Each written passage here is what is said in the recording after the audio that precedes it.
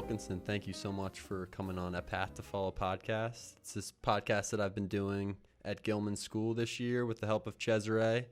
And we had Professor John Zimmerman, one of my professors at Penn, on a couple weeks ago. And I'm really excited to talk to you today because you're a Philadelphia, you live in Philadelphia and you spend a lot of time there. And I'm from that area as we talked about. And also your interest in cartooning and your career in cartooning is something that I've been interested in myself. And I'm really excited to talk to you today. And I was looking at some of your cartoons before I came on today, and I've seen a lot of them before, and I just never connected. I didn't know who you are before in person, but now I'm really excited to meet you, and thank you so much for coming on. My pleasure. Nice to meet you, and thank you for having me. So, Signe, when did you begin cartooning? How did you get into it? Well, I'm pretty much an accidental cartoonist. I graduated from college with the all-important BA in English. So did I. And no job? Did you have no job? At any rate, I put together a number of part-time jobs, and one of them was stringing at a country newspaper outside west of Philadelphia. And by that, I meant, they paid me $10 a story to go and cover the Pocopson Township supervisors and get the story in that night. And I've always drawn, and I just started drawing the people I was covering. And the paper being, journalism was a little more casual then. They just started running some of the drawings in a Friday roundup where the reporters would put tidbits in that never made it into stories, funny stories, observations, things they'd seen around town. And I did these little drawings, and the drawings just kept getting bigger. And then I started drawing on political issues in the area. And one thing led to another. I really found that cartooning combined my interest in art, my interest in politics, and my lack of interest in spelling. So it was a perfect form for me. And I eventually moved into the city and started going to every art school in Philadelphia. Ending up at the Academy of Fine Arts and working at the Academy of Natural Sciences, doing some of their graphics and layout work. And I got to do cartoons of like frogs with a cigarette for a no smoking sign. But it was a cartoon, so I just started drawing everywhere I could and inflicting my drawings on people, and eventually got enough of a portfolio together to get some freelance work at the Daily News, Philadelphia Daily News, and Inquirer.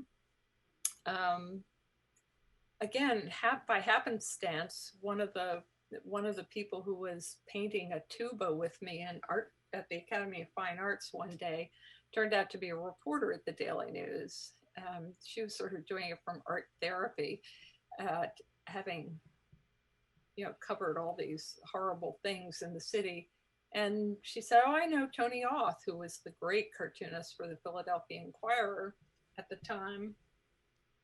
And we went to one of his openings, and I met him, and then I was able to do some freelance work both for the Inquirer and Daily News, build up a portfolio, and got eventually, overnight, 10 years after graduating from college, got a job at the San Jose Mercury News. And my husband and I moved out there for several years, and then back to the Daily News. And along this journey of cartooning, what advice did you get, or how did you really develop your style? Because you have such a distinct style and such a noticeable Signe Wilkinson cartoon. How did that progress, from your original doodles to what you're doing now? Is that just the result of doing so many cartoons that you kind of developed It it? is. That's exactly right. Just doing them over and over again. I look back at my early work and cringe. It was so primitive, the drawing, but a lot of the ideas were there. It just, I have really become a lot more, as you say, my style has developed over the years, and it's, I don't think if you saw the early ones and the current ones, you would even know they were the same person. Funny enough, just yesterday, I have been told, because I have never been on the site Reddit, but somebody posted an old, I mean, a 30-year-old cartoon just in black and white of mine, and it blew up. I mean, thousands of people looked at it. I got 3,000 comments. Apparently, I don't know, because I still haven't been on Reddit. But you know, I look at the cartoon. I want to say, oh, could we just take it down for about 3 hours while I redraw that? But the concept was good, so I guess people still respond to it.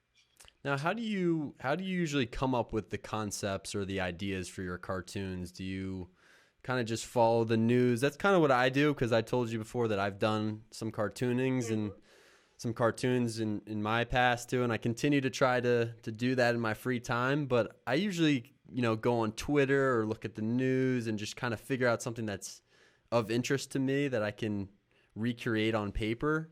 But what is your process when you wake up in the morning as a cartoonist? What does it look like for you to develop the content? Well, I don't know how, when you look through those things, when you're sort of wanting to do a cartoon, what are you looking for, Jake? Well, I think for myself, I look for something that's of interest to me and something that I have a personal opinion on that I want to say something about, that is better said, I think, in images and with a quote bubble than if I were to write a 2-3 page editorial about it, and you can get the point of what I'm trying to say in the drawing.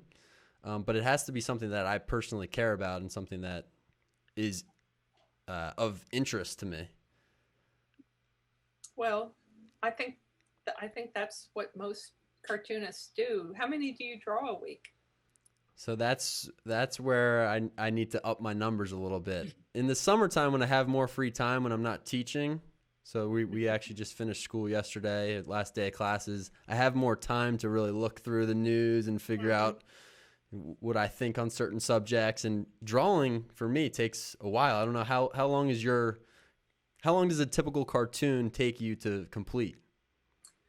Well, from idea to completion, it takes really quite a few hours, and especially having now, in the old days when it was only black and white, I finished the drawing and handed it to somebody, and they didn't have personal scanners. They took it down, made a Velox of print of it, and sized it to the paper. Somebody else put it on the print the page. The whole page was photographed.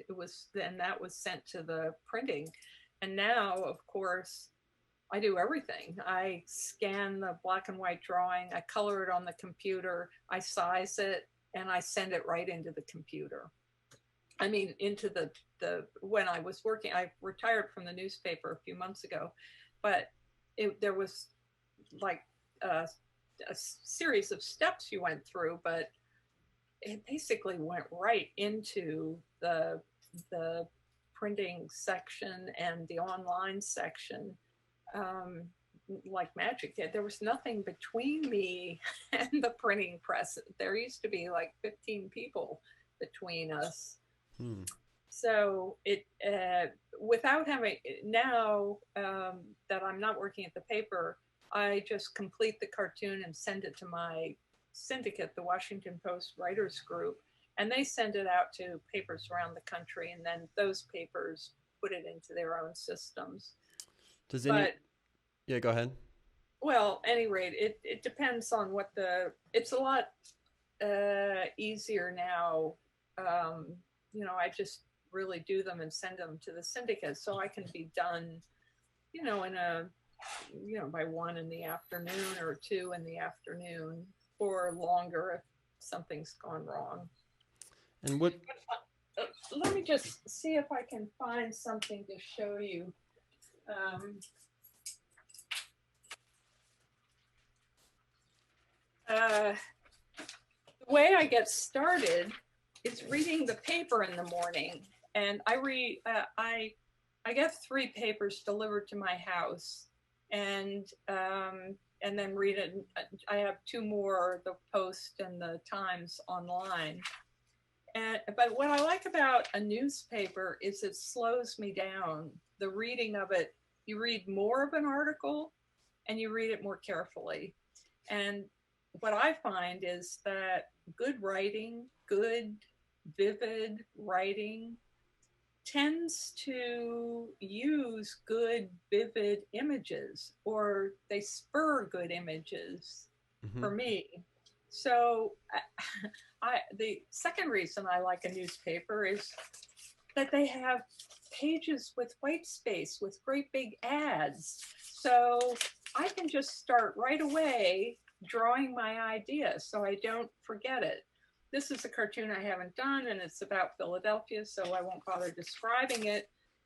But I would say 4 out of 5 of my cartoons start this way. And so by the time I've finished reading the papers, and I'm a really slow reader, I have an idea and a sketch. And then from there, I go to the drawing board right behind me and start drawing. And what is the drawing board? What is that? Oh, that's where you just sit down and pencil or pen and paper and just begin? Yeah. Yep. It's got a light box underneath it. So I can put, I wouldn't put this, but just say this was my sketch. I can put it on, and this was my final sketch. I can put it on the light table, put a piece of paper over it, and then turn on the light and use this as my under sketch without having to sketch on the paper. Do you ever have to look at do you have to pull up on your computer anything to look at so that you can draw, or is it all from memory? Is it all from your mind that you're producing these images? No, I in the old days, Granny here is going to tell you that the newspapers had what they called morgues, which were photo files of everything. So they would, if you needed to draw City Hall, they would have City Hall West Side, City Hall East Side, the tower on City Hall, William Penn on the top of the tower in Philadelphia, Congress, the north side of Congress, the south, the portico, inside Congress, the steps of Congress. You could get almost anything you wanted in a black and white photo and use that as reference, but you'd have to go downstairs and ask for it. And before I worked for the papers, I would go to the Free Library of Philadelphia, and they had an entire room like that. So I remember having to draw something with a locomotive. Well, I couldn't draw a locomotive from my brain. I don't know what one looks like. And if you don't have a reference, the drawing looks weak. It screams, you didn't know what a locomotive looks like. Why did you bother? So, and if you look at some of the really terrific cartoonists, Jeff McNally, for example, who was just brilliant in the 60s or the 70s and 80s and died unfortunately quite young, did beautiful drawings of cars and airplanes, everything. You knew he'd looked at it because all the little details, where the wheels went, where the cab went on top of the wheels. it just grounds it, even though you're doing a caricature of a locomotive. It's not a draftsman spec to actually build a locomotive. Mm-hmm. It's a drawing that gives you the emotional sense of what a locomotive is. And so when you're doing that now, when you're reproducing the images, are you pulling those up on your computer and looking at them, or okay? Yeah, and it's so easy, as you know. Put in locomotive, you get hundreds of looks, Mm-hmm. and then you can find the one that's best for you. There's really no excuse for not looking things up. And I mean, you can look up everything. Not and certainly if you're drawing a caricature, it really helps to have a number of photos from different angles of the person you want to draw. So what materials do you use? Like, how did your use of the materials for your cartoons progress? Right, from you probably started with a pen or a pencil, but now what types of utensils do you use to produce your cartoons? Well, for a long time, I was drawing with a rapidograph, which is and not a flexible point. So it gave a very um, even line, although you have different width points so that you could vary if you needed to. And I liked that for what my style was because I wanted it a fairly graphic style, not, I wasn't Ralph Steadman. Um, but then I got recently, um, essentially, it's a fountain pen that has a cartridge. It's a pilot pen. It's really expensive. It's up like $150 or something. So I don't, I treat it with care. And actually, I lost one when I went to get a vaccine. My second vaccine shot, I lost this pen, but I figured it was worth it for the vaccine. So you bring those around with you when you go places. You do little doodles as you're. Not anymore. I don't do it. No, I use first of all, I love this. I use these felt tip pens, and they come in different sizes. And I like this color. For me, this sort of orangey color is just like in my palette. And there's several other dark browns that I like for sketching, but I don't use them on the final drawing because you don't want. I mean, you don't really want color in your sketch because it's going to be a black and white line that anchors the drawing. And then how do you end up coloring your pieces for Photoshop? You do it all in Photoshop. Yeah.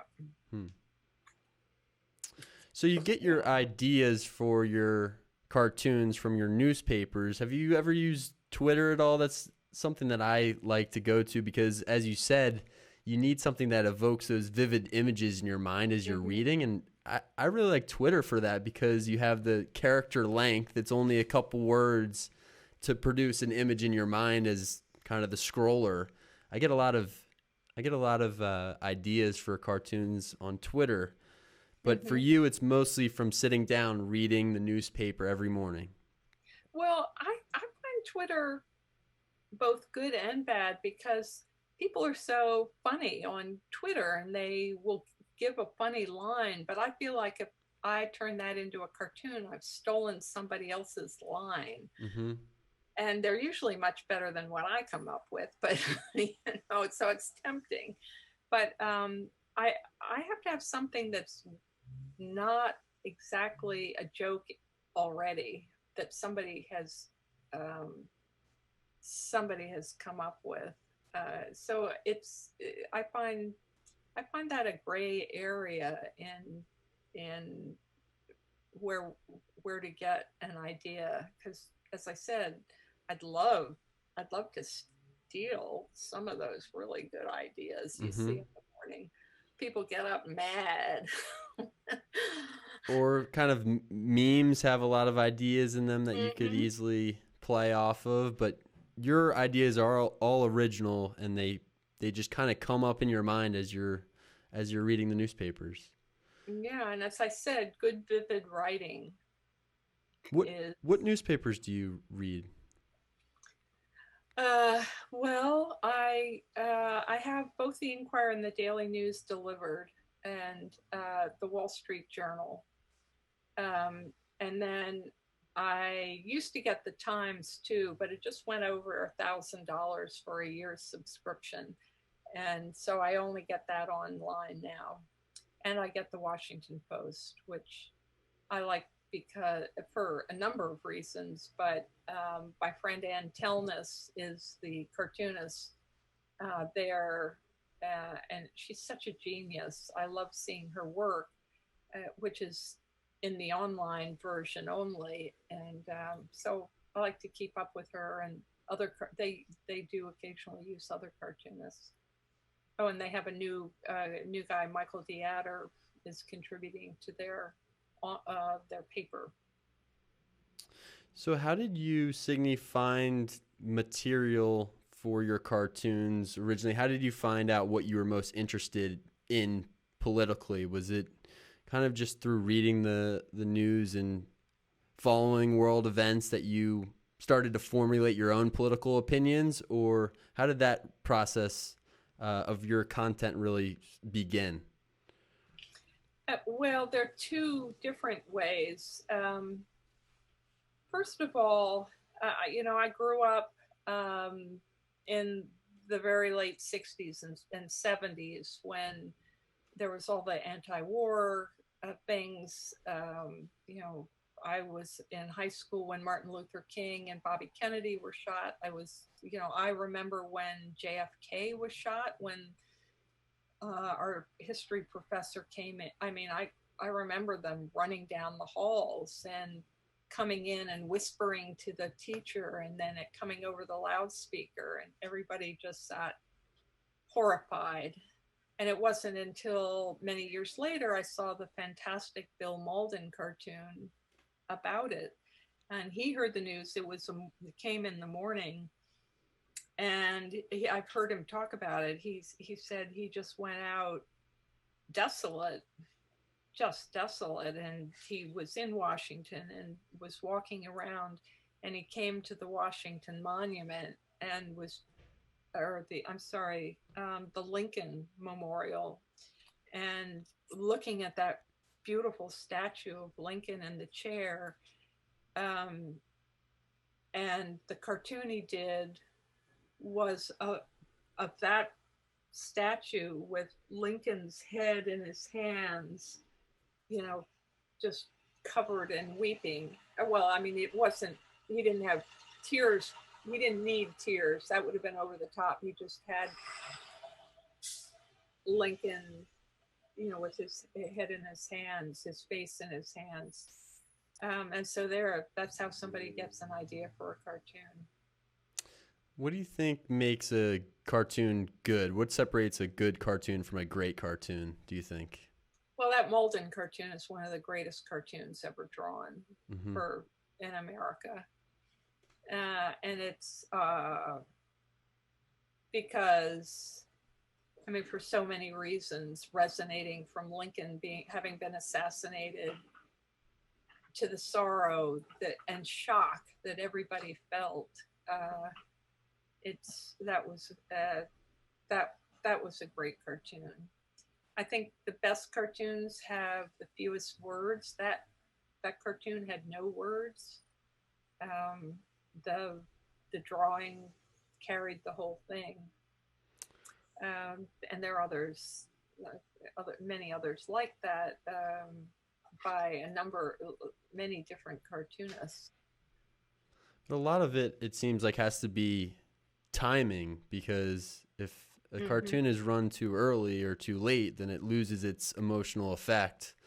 Right. And a question that I was going to ask you is, like, how do you know the correct timing for a cartoon? How do you know what to run when? And are you ever nervous or concerned about the timing of your cartoons?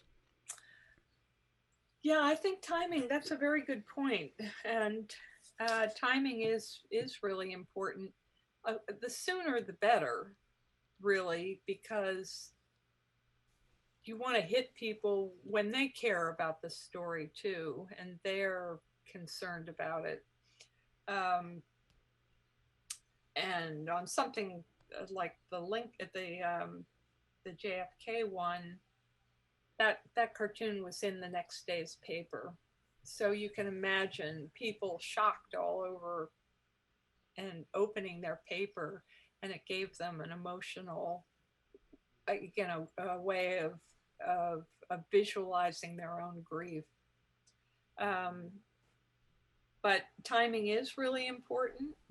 Uh, the one time I didn't run a cartoon that I had drawn was on Black Lives. It was about race and about police and Black kids, um, and it was a two-part cartoon where the mom is saying goodbye to the kid, and I can't. Well, oh, the kid is putting on a Ku Klux. There's a Black child or a young man putting on a Ku Klux Klan hood, and she said the mom's saying, "Well, what are you doing?" And the second panel is he's walking down the street. I want to, you know, essentially, I don't want to be hassled by the cops. And so I drew it, and it was a good drawing, and I liked it. But in the afternoon, the news came that an African American cop who had been shot and killed, the policeman, his widow was raising the issue. I think it was with the district attorney. I'm not sure exactly.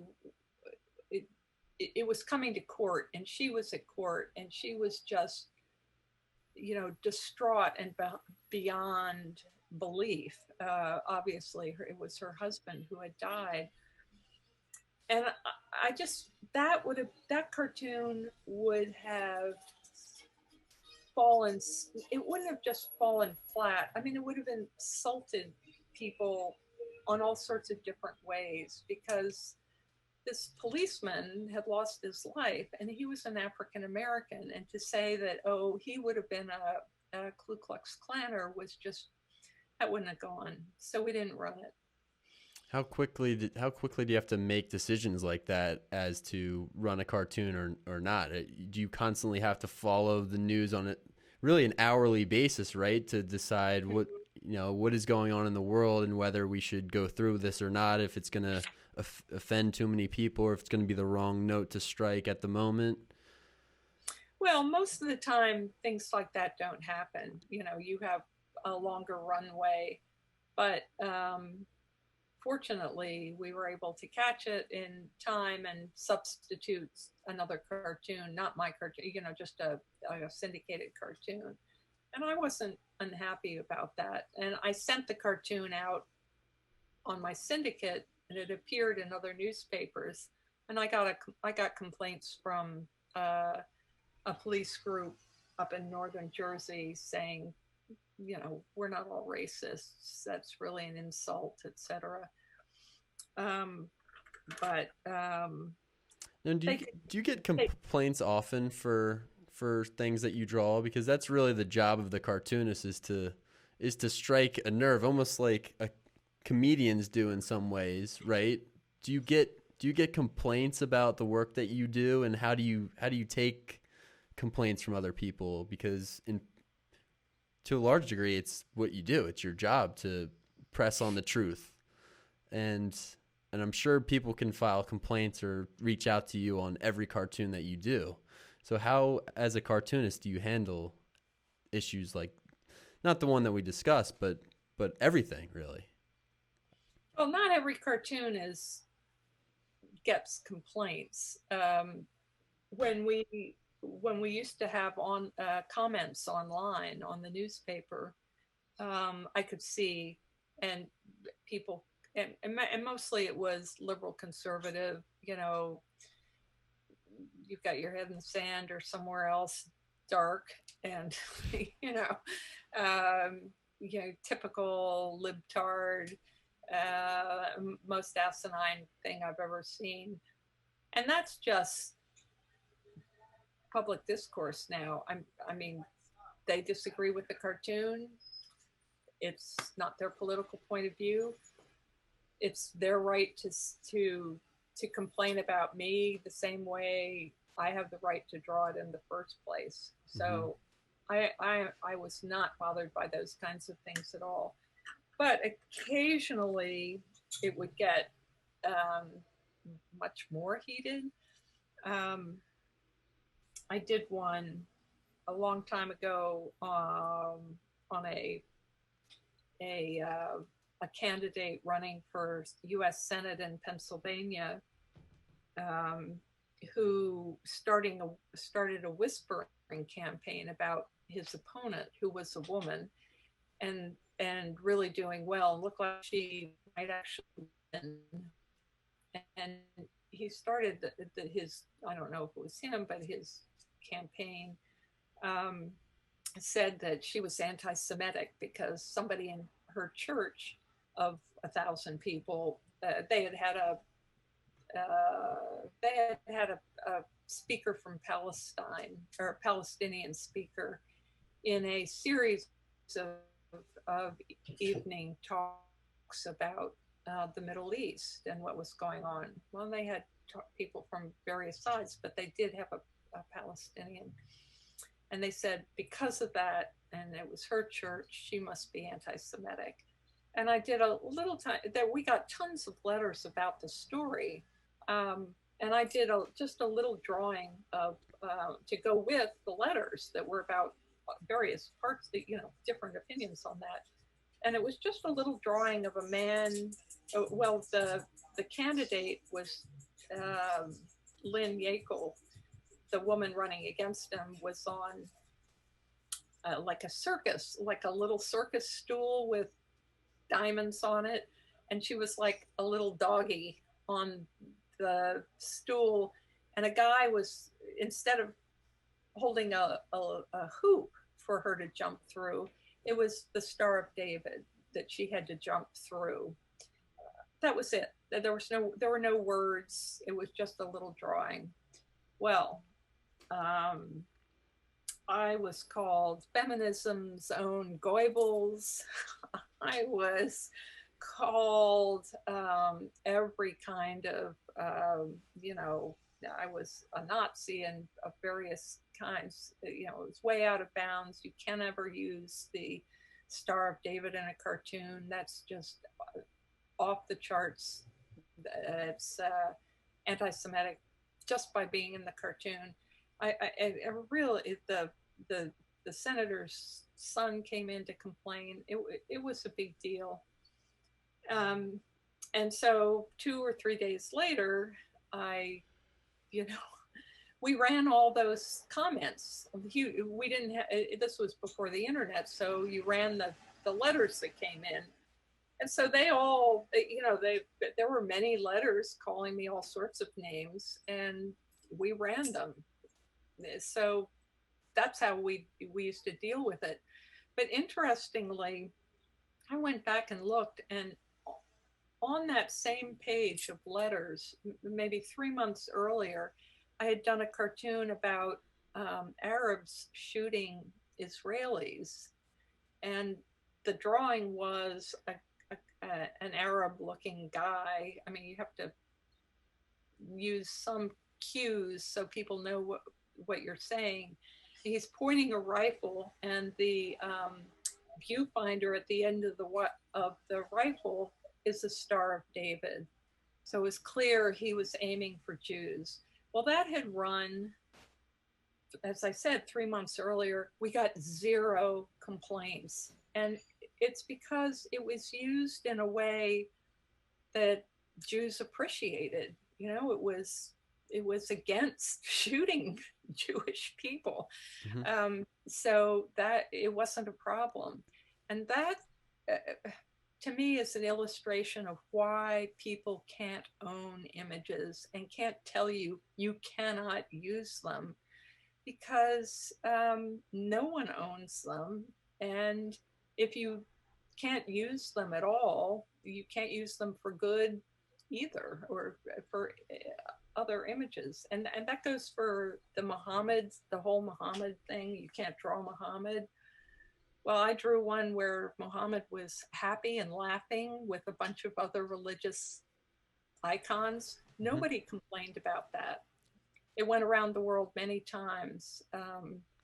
And, you know, if you, you know, just depends on the context. the context.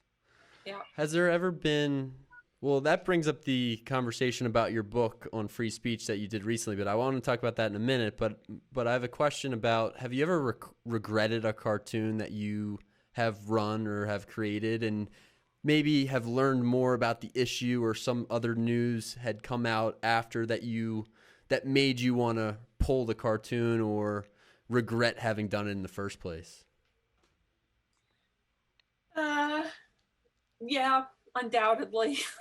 I've done, I know I have, but not that many actually, and none that really stand out in my memory.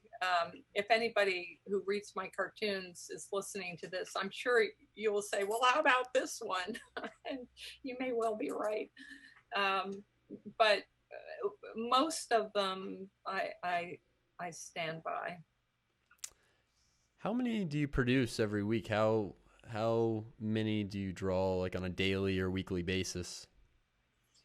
I used to draw 6 a week, and then I went down to 5 a week, and then I went down to 4 a week, and I retired at the end of last year, and now I'm drawing 3, not this month. This month I've taken off, but I draw 3 a week for my syndicate, the Washington Post Writers Group. And then I post them online now. That's my outlet. And how did this idea to work with John Zimmerman on the book about free speech and the history of free speech in the United States, how did that originate, and how did you get in touch with him? He's written a number of op-eds for our newspaper, so I knew his writing. And I just emailed him one day and said, could we have coffee to talk about this? He'd written one about free speech, and I really believe in it strongly, that you can't have these speech codes, and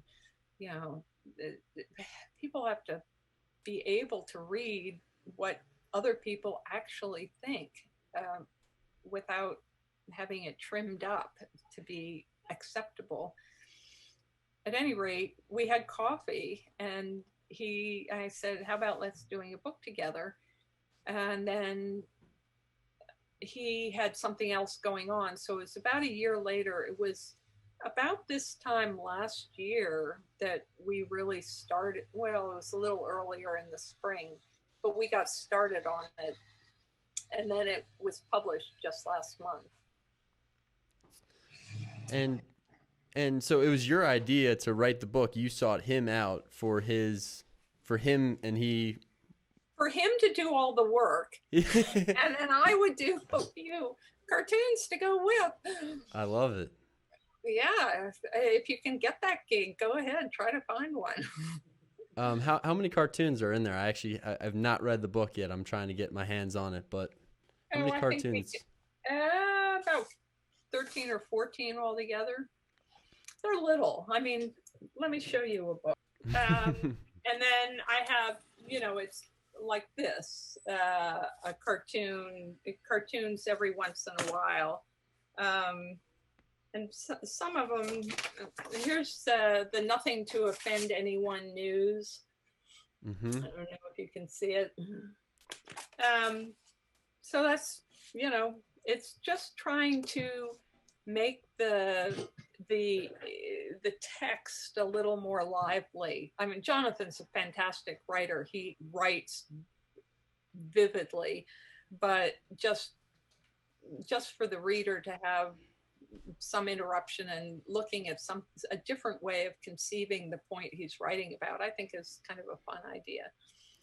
Yeah, I did something with my grandfather, actually. My grandfather, when he retired, had this hobby. He was such a information guy, and he would just sit on Google for hours. And your grandfather? My grandfather, yeah, he's a really smart guy, and he always thought that the encyclopedia was like the key to all secrets. So when the computer started finally taking off and the internet was taking off, he would say, "I'll race you to look something up in my encyclopedias while you're on Google." And we were like, "Whiz, there's no way. We'll look it up very easily, 10 times faster than you can in your encyclopedias."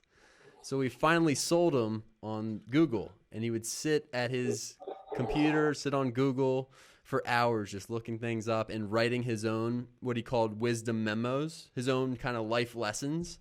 Mm-hmm. And he wrote a book called Wisdom Memos, his life lessons. So I went through and I did the same thing you did, nowhere near the talent that you have for cartooning, but I did cartoons just like you did for Zimmerman's book. That's great. I'd love to see that. And I bet your grandfather loved it. Yeah, it was a fun little side project, but yeah, of course. Well, when you're talking about vicious cartoons, can I show you that cartoon we looked at before we went on? Yeah, let's show a couple cartoons. That would be awesome. This is not my cartoon. Okay, so this is the first, one of the first of the modern attack political cartoons. And if you think cartoonists are vicious now, this is from the early 1500s in Germany. And the person who commissioned it was none other than that attack cartoonist, Martin Luther. At the time, he was writing and fulminating against the church in Rome, saying that the Vatican, which they were building and with all the elaborate frescoes and buildings, etc., was an abomination to Christianity, and plus all the German citizens were being taxed. So it was many different things that he complained about. The formal church, it had corrupted Christianity and Catholicism as he knew it. I mean, he was a monk, a Catholic monk.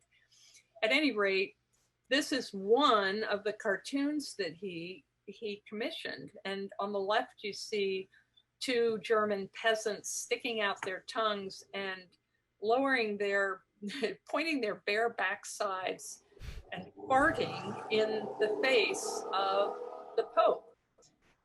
That cartoon would not run in a family newspaper in 2021. I'm pretty sure. Yet he's still Martin Luther. At any rate, he did a number of cartoons, and this isn't even the most vicious that he did. The Catholic Church figured it out and did some of their own against Luther as well. But it's just to say that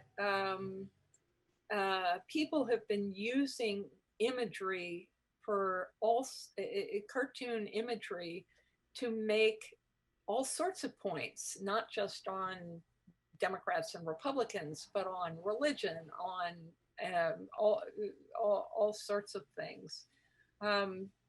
Fast forward from Martin Luther, this is Thomas Nast, who was himself a German immigrant in the mid-1800s in New York City. He was America's most famous cartoonist at the time and is still revered as one of probably the greatest ever.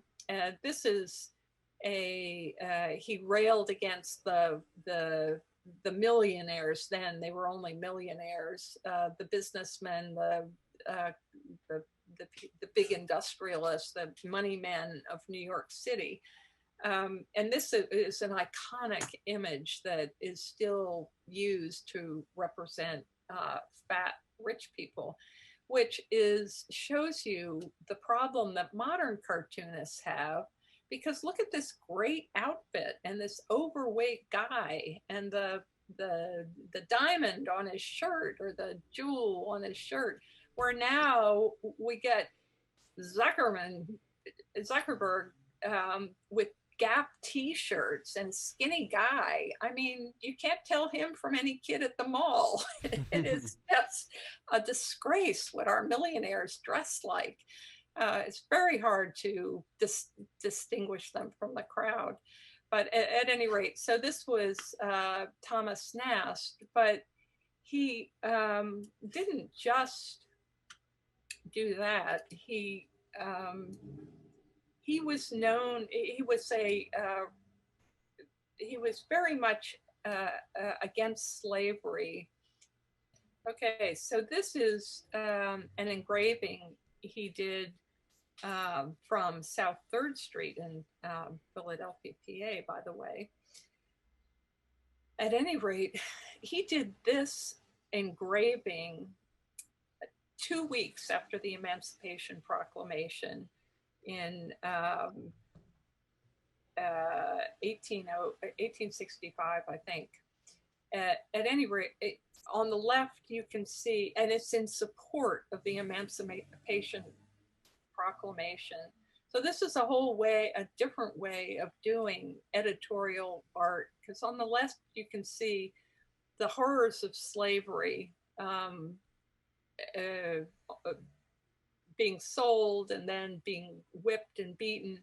And on the right, you can see the promise of emancipation with people sending their children to school, the public school, like a white person would. And in the center, this beautiful depiction of Black family life. Abraham Lincoln there at the bottom called Thomas Nast his best recruiting sergeant. And that was kind of how great is that? You ask, like, were you ever embarrassed about a cartoon? Well, this is a cartoon that affected history and convinced people or influenced people to the Union cause and the cause of the anti-slavery cause. But now Nast has been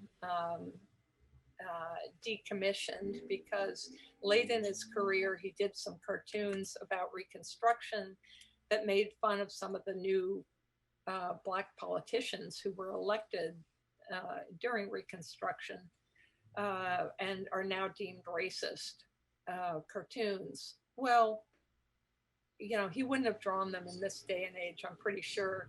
But there were very few of them. And what you're seeing in front of you is what the balance of his work was. And so I think when we go back and we look at a person's entire career, you have to have some humility about and judgment about what their overall contribution to the history of the craft and of the country.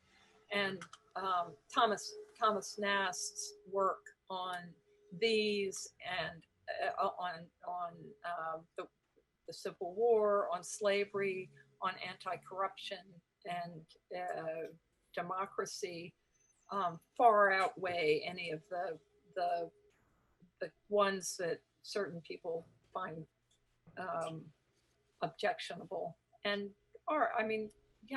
they have reason to object to them, and that's fine. That's part of his legacy, but you can't throw away the whole man for several cartoons. That's my feeling anyway. So cartoonists shouldn't be canceled for one of many cartoons, and you have to look at the actual time period and the whole man the whole Right. woman in total. That's that's my feeling. I'm hoping that if they look back on me, they're generous. So I have to plead for that. Can we see a couple of your cartoons, your favorite cartoons that you've done? If you have those Well, on your desktop too? I don't have. Let's see. I don't have a ton. So this is like 2006. It's a little bit old. I just happen to have it on my desktop. Development. How could little humans possibly change the environment? Um, so this was the more at the beginning of the whole climate change discussion. So this is one of many I've done on development and climate issues. So this is an oldie. It's so old it wasn't even dated. I started dating them in the 1990s. And you can see my pathetic drawing. What I was talking about before. But I love the image, that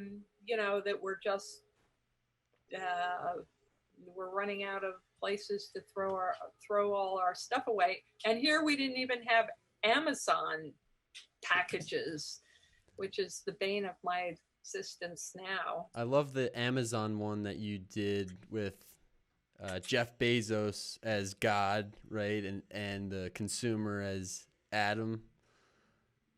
Oh God, I don't even remember that one. That one's up on your website. That one's a great one. You do so many cartoons, you don't remember them. That's crazy. Well, it is true that when you say, okay, Jeff Bezos and Amazon, I've done several on him. I mean, I think he's great because he bought and saved the Washington Post, but he did it by selling us all this crap. This is when Bezos announced he was stepping down as the head of Amazon. And it's like, God can step down. Yeah. So do you think of your captions first, or do you think of the image first? Did the image pop into your head first? Well, this one was this one was him announcing he was going to step down. And like he runs everything. I was thinking he runs everything. How can he step down? And so this image came to me. But I like the cherubs, everybody with their Amazon bags. I love that. So I did put a girl in instead of a man, and she's got her yoga pants on, and so I kind of like the whole thing. I love that one. We're so lazy. This was exactly it's about a year ago. It was February 2021, and we were just getting ready to really start Amazon deliveries. Well, Signe, thank you so much for taking the time today to talk about cartooning. It's been an interest of mine for a long time, and I'm look forward to getting some more cartoons in the summer and following your work and picking up the book that you did with Professor Zimmerman, and just continuing to follow what you're doing. So thank you so much for coming on. You're very welcome, but could I just show the Reddit cartoon, the one that was on Reddit? Yeah, do that one. Okay, I'll just go back and say this is the one that just blew up on Reddit, and I don't even know how old it is because it's not dated, but it's during the George H.W. Bush presidency, so it was around 1990 or 1991, somewhere in there. And ever since abortion was legalized, I've been doing abortion cartoons because everybody every year, every few years, there's a big push to undo it, and we're in one of those pushes now. And so I think that's why people picked it up, because it we're still fighting about this same issue as to who decides what a woman does with her body.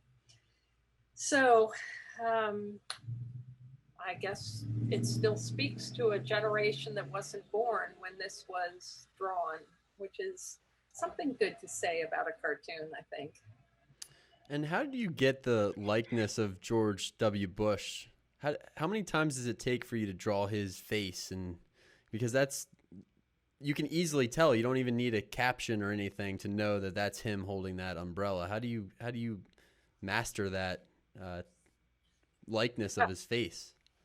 Well, I have to tell you, George H.W. Bush was a nightmare to draw because he was this patrician wasp with no discernible features. He doesn't have a big mop of black hair like Ted Cruz. He doesn't have any lips.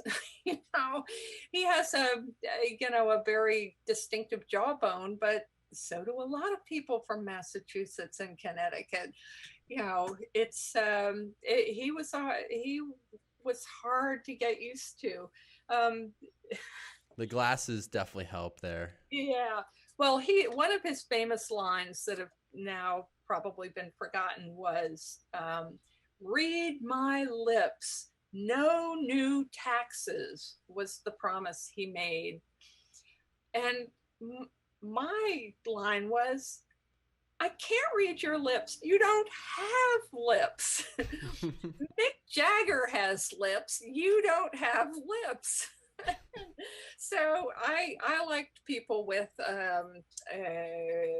more facial extravagance than he had, but he was a very handsome man, as was his son, who was also a little difficult to draw. But you just keep at it, and then you get an image that you kind of stick with, and everybody knows that that's your take on George Bush 1 or George Bush 2. Then you get a Donald Trump in office, and it makes that too easy for you. Yeah, Donald Trump. We cartoonists actually need to thank the man. I love the cartoon of Trump with his hairdo, and then Kim Jong is like, "Where'd you get yours done?" That was hair. A good one. Well, you remember my cartoons better than I do, so I'm going to have to hire you to be my memory bank. Signe, thank you so much for coming on today. It's been a lot of fun. Jake, when you're in Philadelphia, come by. I absolutely will. And bring me your cartoons. I can't wait to see them. Thank you very much. I'm excited to meet you. Okay. It's great having you on today, and thanks so much for your time. And thank your attractive assistant, who I have not seen. Cesare. Thank you, Cesare. Yeah, he's doing all the behind-the-scenes work. Okay. Thank you. Thank you. See you later.